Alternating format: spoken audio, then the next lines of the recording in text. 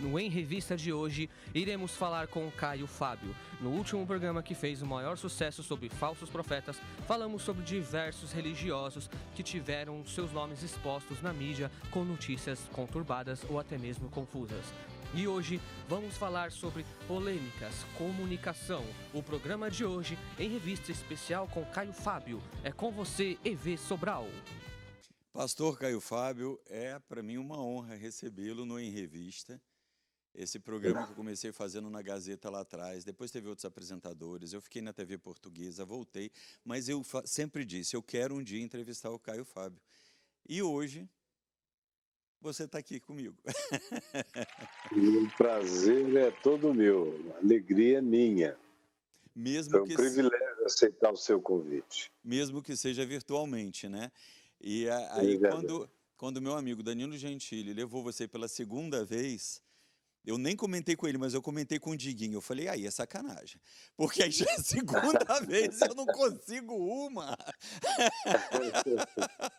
Não, porque você não pediu. Porque, não, eu tentei. Eu estaria aqui desde o tempo da TV Gazeta. Não, eu tentei. Mas depois, no decorrer do programa, eu ainda vou te dizer por que também, além da admiração que eu já expressei pelo teu trabalho, pelos seus comentários, por tudo que você representa no meio cristão, né? Eu, quando falei para as pessoas que eu iria te trazer no programa, eu não vi de ninguém, mas de ninguém, nem dos meus amigos que são evangélicos conservadores, senões falam, não, esse eu não perco, é o que eu ouvi. Esse programa eu não perco. Então, você tem a noção, você tem a consciência de que a internet ainda levou a sua palavra de uma forma tão intensa, atingindo a todo tipo de pessoa e não só do meio evangélico? Eu acho que sim, porque eu recebo retorno há muitos anos. Eu estou na televisão há quase 50 anos, desde 1974, que eu comecei a fazer os meus primeiros programas na Globo de Manaus, Rede Amazônica de Televisão, Roraima, Rondônia, Acre e Amapá. Aí começou a expandir para o Nordeste do Brasil, Centro-Oeste, Sul, e no Paraná, por exemplo, com a família Martinez. Nós fomos colocando em tudo que é lugar, até o Sul. Quando eu mudei para o Rio em 81, eu comecei a tentar fazer isso através de satélites, porque até então tudo era muito complexo, a gente mandava fitas, o MATIC, e tinha que ter aquele sistema de reprodução, era um trabalho indizível. E aí entramos no satélite dos anos 80 para frente, e só foi aumentando. Satélite da Band, depois satélite da Manchete, depois entramos na Rede Globo de televisão, e eu fiquei fazendo a abertura da Rede Globo durante uns 10 anos, todo sábado de manhã. Tínhamos programação também na CNT daquela época, e muita entrevista em rádio, televisão. O sistema paripense de comunicação veio quando? O paripense começou em Manaus, em 74, e expandiu até eu parar o paripense, que foi justamente quando eu lancei o meu canal de TV a cabo, no início dos anos 90. Sim. Ele expandiu para 58 cidades, ia crescer para outras 17, tínhamos satélite próprio, e eu usava as outras coisas, a TV Globo especialmente. Eu nunca parei o meu programa lá. Tinha 2 emissoras de rádio e uma revista que era distribuída no país inteiro, nas bancas. Era a segunda maior revista do grupo da Isto É, da Editora 3, do Domingo Alzugaray. Foi meu parceiro durante vários anos, fizemos uma revista muito linda, e tinha uma quantidade enorme de outras atividades. As mais fortes para mim, que mais mexiam com o meu coração, eram as atividades de natureza social, que eu fazia já desde Manaus. Depois, em Niterói, a gente foi para as favelas ali ao lado, favela do Sabão, várias favelas, até chegarmos à Fábrica de Esperança em Acari, e já no início dos anos 90. Aí aquilo era enorme. Nós fizemos 66 projetos simultâneos acontecendo lá e atendíamos umas 24 mil pessoas por dia, de um universo de até 500 mil de pessoas. Mas lá a gente podia fazer do parto ao curso de cinema. Tinha de tudo. Nós tínhamos um mini estado funcionando lá dentro da Fábrica de Esperança, uma parceria promovida pelo meu amigo Nilo Batista, que àquela altura era governador, e tinha um pequeno estado chamado Centro de Defesa da Cidadania, onde você tinha só ali dentro 24 serviços do Estado. Acontecia de tudo dentro daquele Centro de Defesa da Cidadania. Mas ele era só um dos 66 projetos da Fábrica de Esperança. Então, o alcance, a objetividade do alcance imediato ali, em relação ao que fazíamos, era enorme. E também, dentro da Fábrica de Esperança, eu acabei mudando as TVs, os rádios, todo o sistema de comunicação lá para dentro e os satélites também para lá. Naquele tempo não era nada tão simples como agora, naquelas parabólicas enormes que tinham que ter computador, porque eram satélites de banda inclinada, ele tinha que ser rastreado de dia e de noite, enfim. Era uma coisa enorme. Além disso, tinha uma editora que publicou 4, 5 milhões de livros meus e vendeu todos. Naquele tempo tinha muita fita cassete, videocassete, audiocassete. Aquilo saía aos milhares e milhares e milhares todo dia.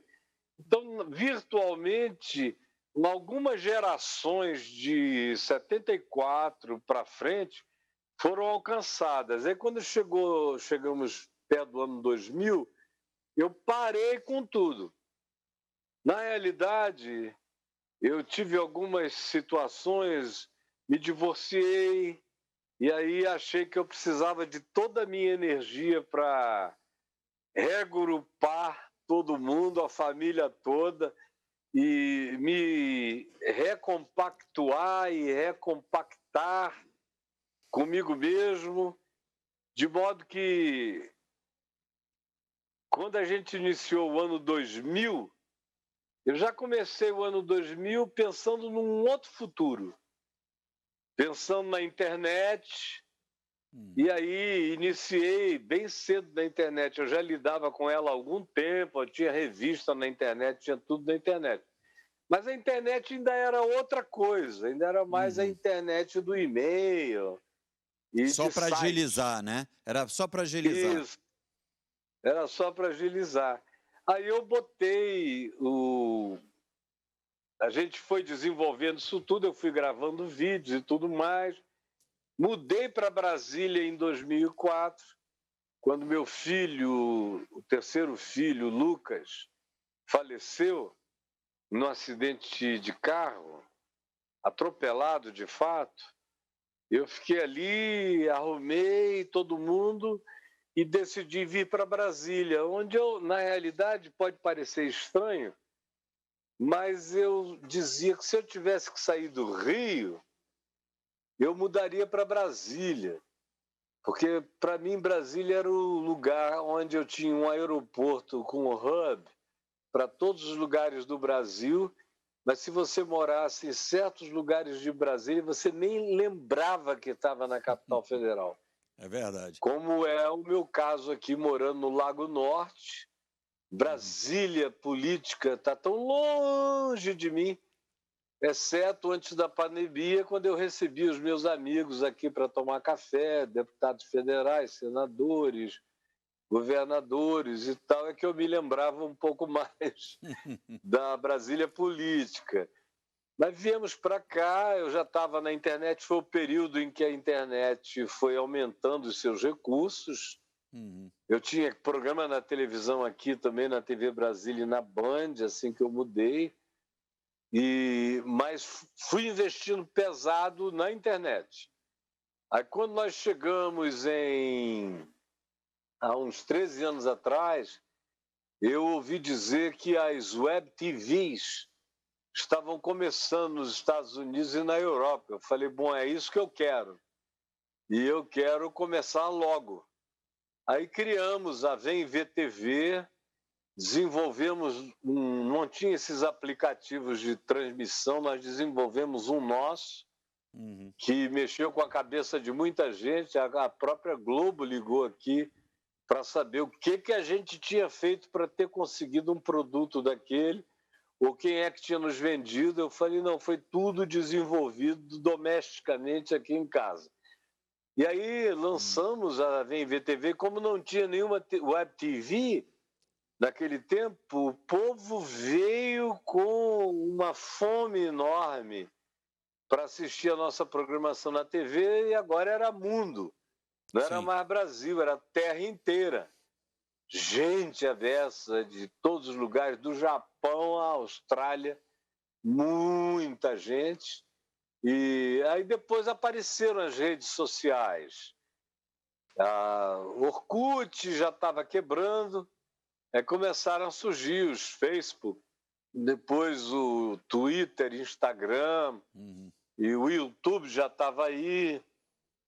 Aí eu comecei a perceber que tinha uma migração dos sites, que a vida dos sites estava acabando.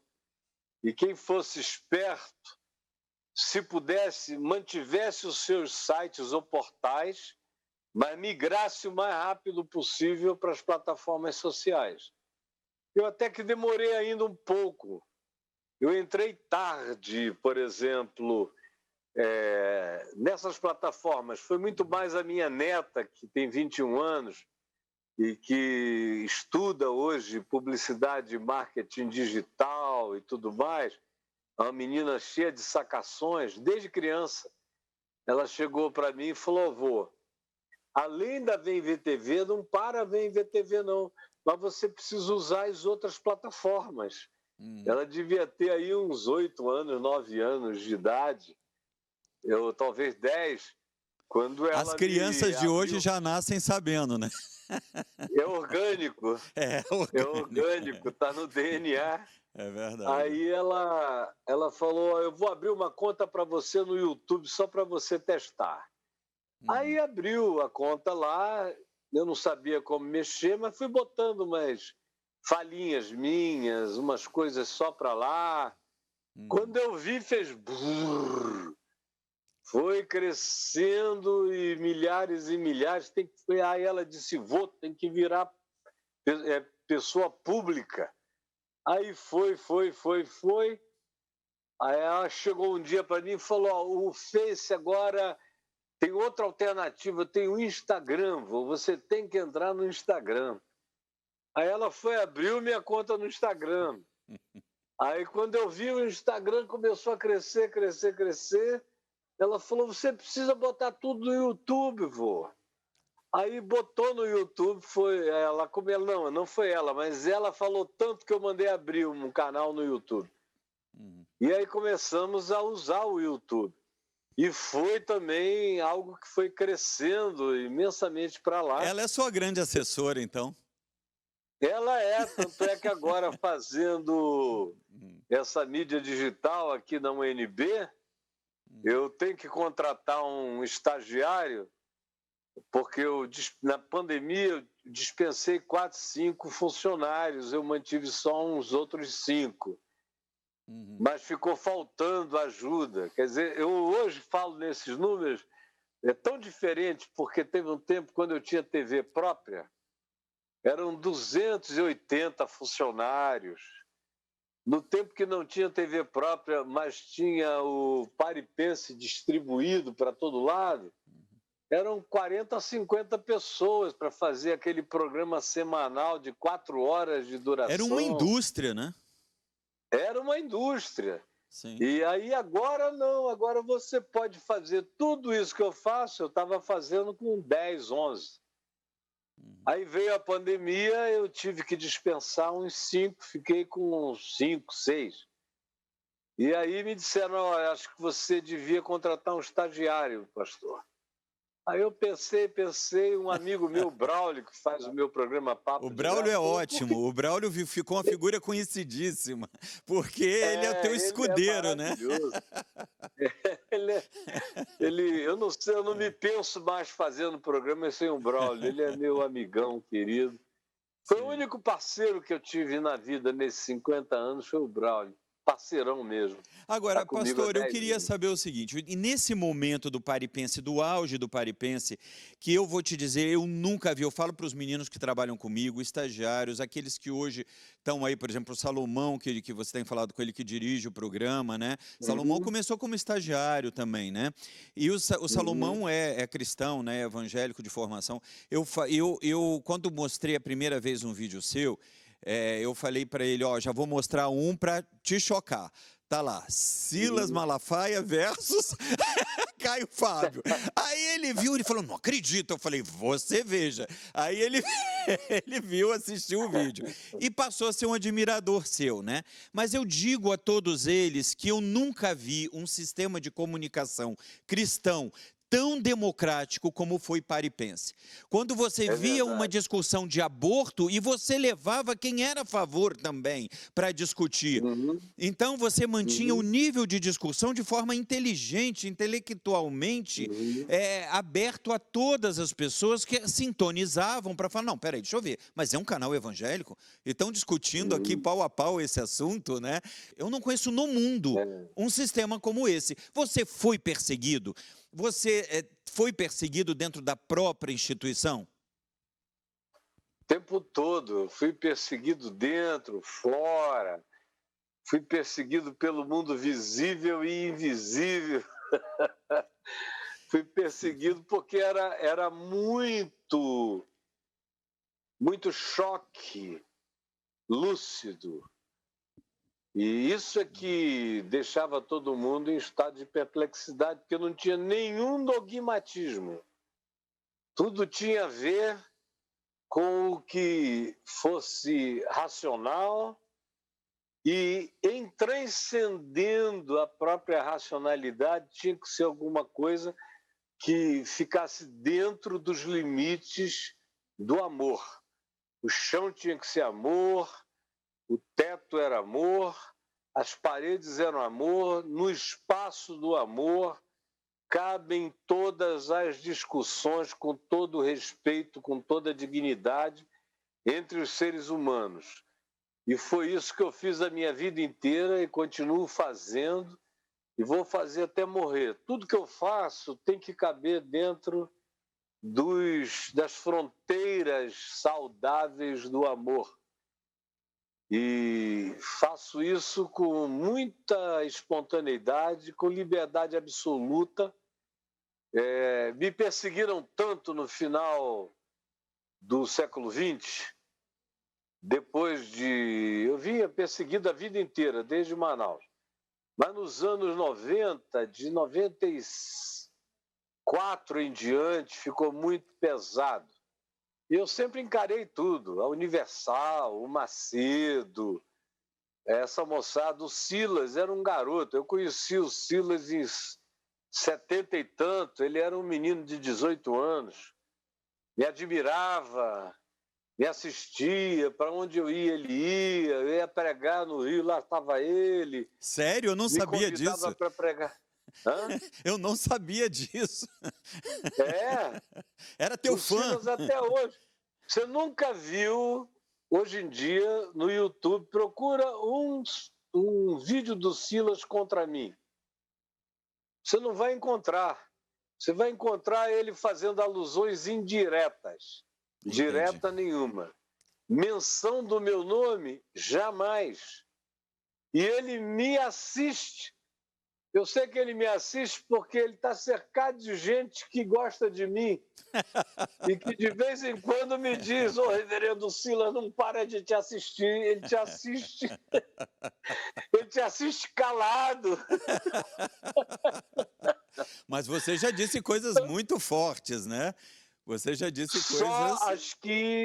Só as coisas que podiam ser ditas.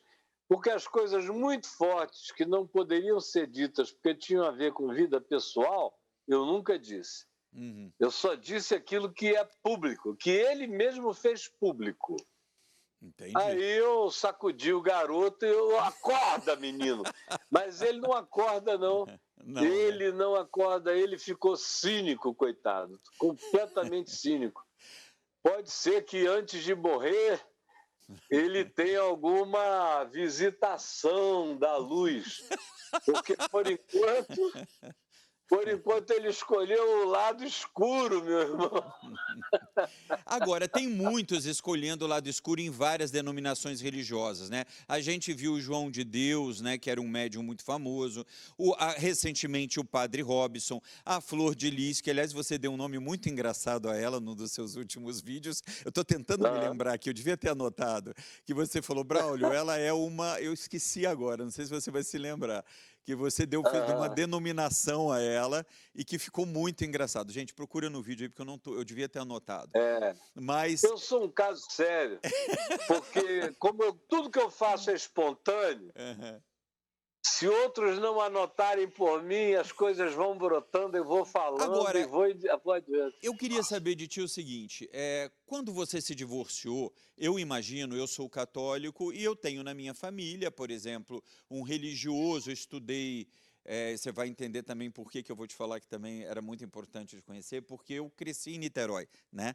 Eu cresci em Niterói, eu sou de Itaperu, no interior do estado do Rio, mas eu cresci em Niterói, estudei no Abel, e você era um ícone na cidade, na Igreja Presbiteriana Betânia, né?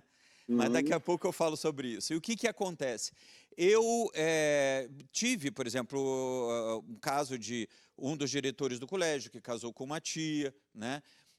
Eu tive... Isso dentro da Igreja Católica sempre foi muito pesado. Hoje, mesmo com a fala aberta do Francisco, você sabe que o Francisco enfrenta uma resistência muito grande dos bispos europeus, né? Que chegam até chamá-lo de anticristo, né? E eu acho que eu tenho essa visão que quando você fala a verdade, você se aproxima do povo, você é chamado de anticristo. Ora, Cristo era o que mais se aproximava do povo. Quando você se divorciou, que é uma coisa meramente humana, é humano, escolhas são humanas, eu acho que você deve ter enfrentado, porque como eu te falo, minha vivência é mais católica, você deve ter enfrentado, talvez, uma pressão muito grande psicológica de vida. Isso não mexeu contigo? Comigo? Sim. Alterou a minha existência completamente. E foi muito difícil tomar aquela decisão, porque eu sabia das consequências. Eu sabia que, de certa forma, nunca mais as coisas seriam as mesmas. Não só para mim, mas para milhões de pessoas, porque eu não era uma figura cujo impacto de vida estivesse circunscrito só a Niterói, o Rio de Janeiro. Eu era uma pessoa nacional e mundial.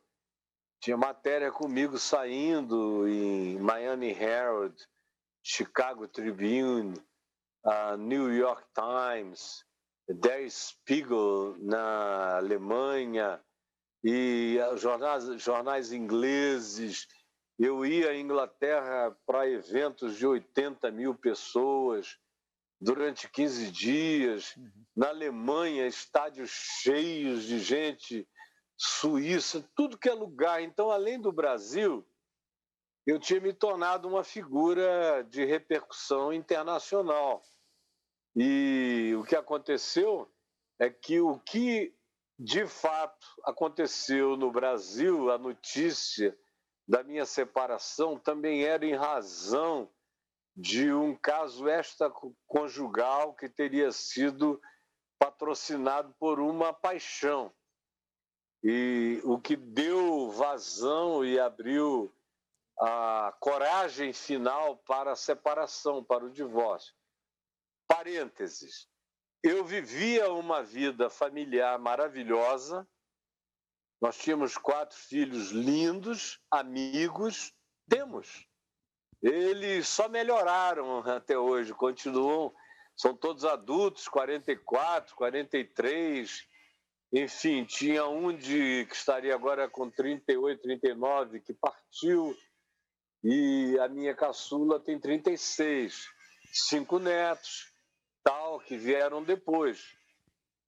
Mas eu tinha casado com a mãe dos meus filhos, garoto. Eu tomei essa decisão com 19 anos de idade, no meio de uma circunstância que não tinha nada a ver com liberdade, tinha a ver com uma impossibilidade de fazer diferente, considerando o tipo de compromisso de vida e de fé que eu tinha assumido.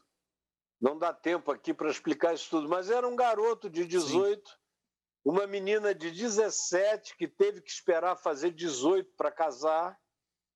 Foi, portanto, um casamento absolutamente imaturo e infantil, embora eu me achasse tão rodado, aquele cara que está pegando todo mundo desde criança, que começou a vida sexual com a babá com 5 anos, que depois era assim, um mulherengo inveterado.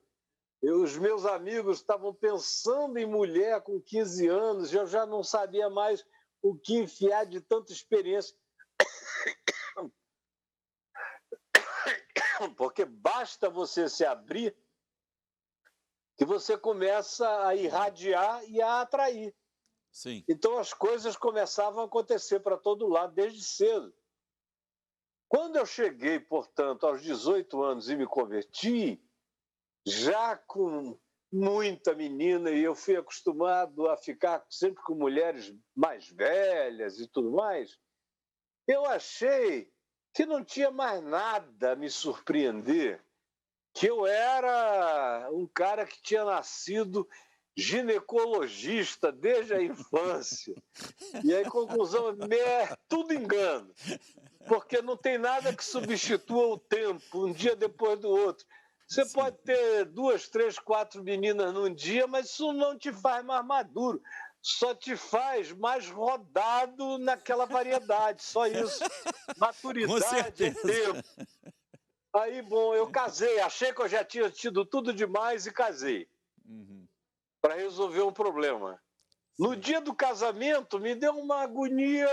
Eu falei, Jesus, me ajuda, porque eu não vou segurar essa onda. Eu não vou. Socorro, Jesus. E foi com essa agonia que eu vivi. E eu jejuei a beça nos primeiros dias e meses e anos do meu casamento, pedindo a Deus que me protegesse, que me ajudasse a segurar a onda. E eu fui um marido absolutamente fiel à mãe dos meus filhos durante o tempo em que a gente esteve casado até chegar. A gente já vinha conversando sobre a insustentabilidade da natureza do nosso vínculo, porque eu era muito mais o irmão mais velho dela do que o marido dela. Ela era muito mais a minha filha mais velha do que a minha esposa. Então, a família era uma harmonia só. Nós criamos os filhos com muita alegria e paz. E nós dois nunca brigamos. Os meus filhos não têm memória de discussão, nada. A nossa casa era paz, era verdade. O evangelho era verdade lá em casa, exceto quanto ao fato de que eu não trazia para a relação aquele nível de afetividade, emoção erótica que um marido precisa ter, especialmente porque eu não estava velho, eu comecei tudo tão novo, que eu estava fazendo já 25 anos de convívio, mas eu estava ainda jovem, Sim. forte. Eu era tratado como um idoso no mundo inteiro. Com 35 anos de idade, eu era tratado como se eu tivesse 80, no Brasil e na terra toda, de respeito de todo mundo. Sim. Então, o que aconteceu é que a gente já vinha tendo algumas conversas, alguns ensaios a respeito da necessidade de nos separarmos. Uhum. Mas o que aconteceu no meio do processo é que eu era presidente da Associação Evangélica Brasileira, Sim. que reunia 65% das denominações evangélicas do país. Era um contingente que nunca tinha sido reunido antes, enorme, e eu presidia aquele grupo. Muito novo, né? Para assumir um cargo desse porte, né? Isso, eu estou te dizendo como a minha idade se tornou uma coisa totalmente irrelevante na minha vida, aqui e no mundo inteiro. Eu cheguei a ter propostas do pessoal do Billy Graham, dizendo, fica aqui nos Estados Unidos, o tempo que eu morei lá, fica aqui porque, inevitavelmente, se você ficar aqui, você será o sucessor do Billy Graham. Outros me convidaram para organizações de natureza mundial, internacional, para ser vice-presidente com bilhões de dólares de budget para fazer coisas no mundo inteiro, com todos os grupos da Terra. Tudo me foi oferecido com uma facilidade enorme. Na Europa, a mesma coisa. O que todo mundo sonha em ter ia me sendo oferecido sem eu pedir e eu não aceitei nada. E tudo me foi oferecido recorrentemente durante 10 anos. E agora você quer? E eu continuava dizendo não. Enfim, é uma história longa. Para você imaginar um indivíduo com toda essa repercussão e aqui no Brasil respeitado por todo mundo, pelo Congresso Nacional inteiro, pela Presidência da República, por todos os religiosos do país, relação com a Igreja Católica, com Dom Luciano Mendes, da CNBB, que era o secretário-geral, meu amigo querido. Sempre tive uma relação muito afável com a Igreja Católica, e deles comigo, e com todos comigo. Eu sempre fui tratado com respeito de quem não atropelava, de quem não desrespeitava as convicções dos outros, embora pregasse o que eu cria. Então, o que acontece? Quando chega, eu dou a notícia de que eu estava me divorciando, ninguém me flagrou fazendo nada, não. Eu cheguei um dia e escrevi uma carta que precisava ser escrita, e enviei para todo mundo, da minha mala direta, de milhares de pessoas. Mandei dizendo, olha, eu e minha esposa decidimos nos separar e também quero dizer que o meu coração se afetuou por outra pessoa, eu vou esperar todos os trâmites e devo me casar. Aí foi o bastante, né? Foi o bastante, foi como se o Papa Francisco, dos cristãos, desse âmbito da fé e do cristianismo, dissesse que estava apaixonado por aquela amiga dele lá de Buenos Aires. Sim. A primeira namorada. A primeira namorada, que eles tinham, de fato, tinham decidido ficar juntos. Sim. E mais, e que ele estava renunciando ao papado. Eu renunciei a todas as coisas. Eu era pastor honorário da Betânia, eu mandei uma carta me desligando unilateralmente, Catedral Presbiteriana do Rio, Sim. pastor honorário, uma carta me desligando, Supremo Conselho da Igreja Presbiteriana, Associação Evangélica Brasileira, as organizações internacionais, Comitê de Lausanne, tudo isso onde eu estava, em todas as esferas, eu me desliguei simultaneamente. E aí começaram a pressão. Passou um ano, todo mundo dizia, não, ele fez isso porque ele queria ficar livre, mas agora ele está pronto para voltar. Aí começaram a me convidar de volta para as mesmas coisas e para outras coisas, enfim. Mas eles não tinham entendido que eu queria ficar livre de todo e qualquer vínculo religioso em qualquer esfera possível, aqui ou na terra inteira. Por quê? Porque eu queria ser um cristão totalmente livre para dizer aquilo que nenhuma instituição tem coragem de levar até o fim, até as últimas consequências.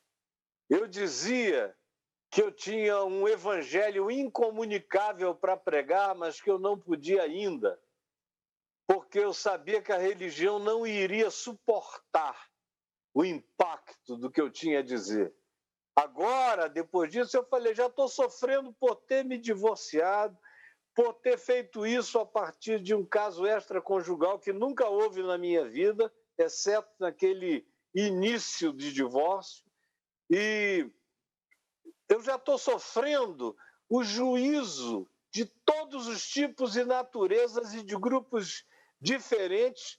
Por que eu vou voltar se eu não tenho nenhuma barganha a fazer, nenhuma média a propor? Não tenho, ao contrário, a minha liberdade só vai crescer. E é aqui que eu vou ficar.